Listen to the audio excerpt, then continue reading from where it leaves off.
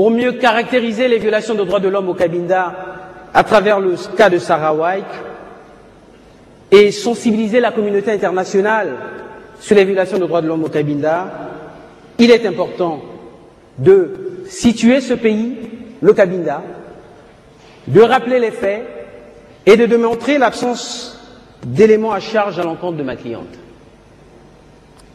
Madame le Président, Mesdames et Messieurs les membres du jury, où est le Cabinda? Certains manuels de géographie le situent avec justesse en Afrique centrale et d'autres le placent en Afrique australe, à tort, en raison de la situation de l'Angola. Territoire convoité par les grandes puissances avant la conférence de Berlin de 1885, le Cabinda possède une superficie de 7200 km².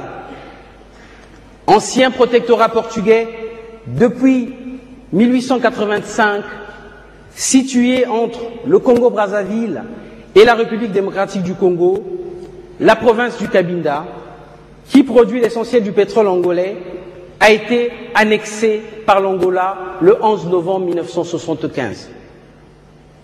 Sa population est estimée à 600 000 habitants. Je sens du côté de l'accusation, le gouvernement angolais, un malaise dans l'évocation de la situation du Cabinda. Le représentant de l'État angolais qui est ici présent vous affirmera après ma plaidoirie que le Cabinda fait partie intégrante de l'Angola selon les accords d'Alvor du 2 janvier de l'année 1975.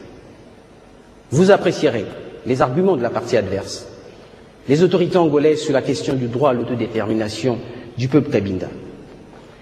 L'État angolais et votre juridiction me pardonneront d'insister sur la différence entre le Cabinda et l'Angola. En vérité, le Cabinda est pour plusieurs raisons différentes de l'Angola. Ma cliente, Sarah White, a été arrêtée parce qu'elle s'apprêtait à découvrir la réalité cabindaise sur le plan culturel, historique et juridique. Au Cabinda, la population parle la langue fioche et non la langue ibinda, comme certains l'affirment ou le pensent. Sur le plan historique, le Cabinda fut un protectorat portugais selon les accords de Simulambuku du 1er février 1885, passé entre les Portugais et les Cabindais.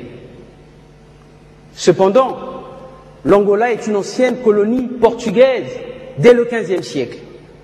Toutes les constitutions portugaises, 1933, 1974 et bien d'autres encore, maintiennent la différence entre le Cabinda et l'Angola. L'Organisation de l'Unité africaine, aujourd'hui l'Union africaine, distinguait clairement, depuis les années 63, 64 précisément, la différence entre le Cabinda et l'Angola.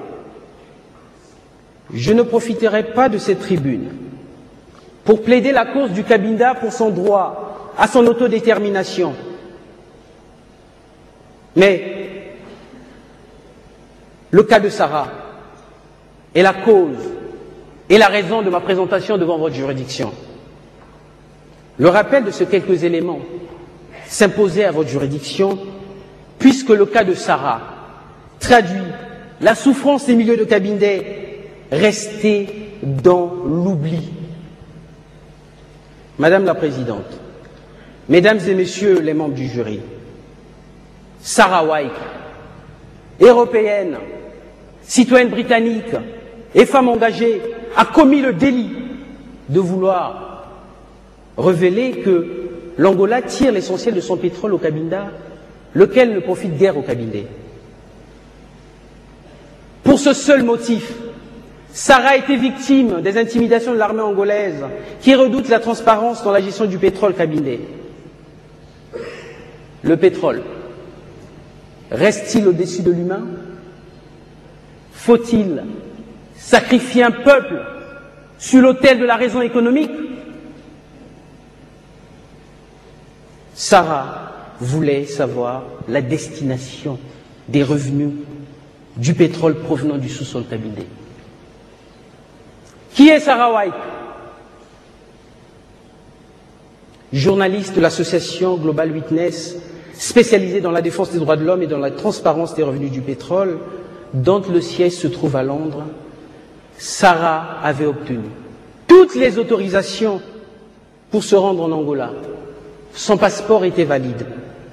Son visa fut délivré par les autorités angolaises à Londres en sa qualité de journaliste. Elle possédait sa carte professionnelle et tout son matériel de travail, caméra, appareil photo, téléphone portable, ordinateur, etc. Je rappelle à votre tribunal que Sarah a passé un séjour merveilleux, en tout cas sans difficulté, en Angola, dans la capitale, à Luanda précisément. C'est en arrivant à Tchoua que les choses vont se compliquer pour elle. Sarah se trouvait au Cabinda dans une voiture lorsqu'elle fut arrêtée par les soldats de l'armée angolaise. Elle n'avait aucune famille au Cabinda. Le seul lien, la société civile cabindaise. Ma cliente a voulu briser le silence de la communauté internationale sur le drame de ce peuple. Le seul délit de Sarah, aux yeux des autorités angolaises, c'était d'avoir rencontré un activiste des droits de l'homme, M. Chikaya, président de l'association civique de Cabinda, qui a pour nom Palabanda. Votre tribunal, dans sa clairvoyance, ne pourra retenir cette hérésie.